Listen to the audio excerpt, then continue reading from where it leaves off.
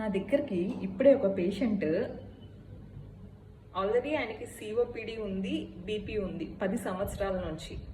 అయితే 2 డేస్ నుంచి మెడిసిన్స్ అన్నీ ఆపేశారంట. బీపీ మెడికేషన్స్ కానీ పీల్చే మెడికేషన్స్ కానీ ఆపేశారంట.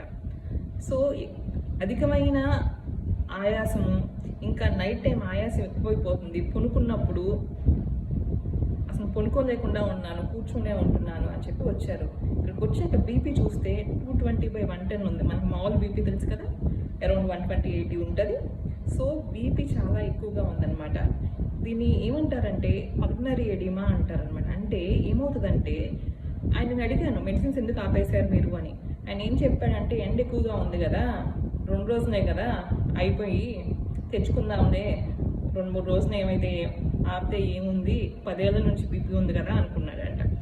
అయితే బీపీ మెడికేషన్స్ ఆపేయటం వల్ల బీపీ సడన్గా పెరిగిపోయి గుండె మీద ప్రభావం చూపించి ఊపిరితిత్తుల్లో నీరు చేరటాన్ని పల్మనరీ ఎడిమా అంటారు.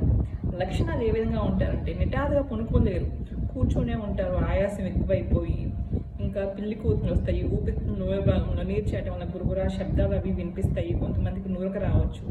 ఇది ఒక హైపర్టెన్సివ్ ఎమర్జెన్సీ అన్నమాట. తక్షణమే హాస్పిటల్కి చేరాలి. సో మీరు 2 రోజులే కదా బీపీ మాత్రలు ఆపేస్తే ఏంటి అని చెప్పేసి దీర్ఘకాలిక సమస్యలు ఉన్న వాళ్ళు బీపీ మాత్రలు ఆపకండి. Thank you.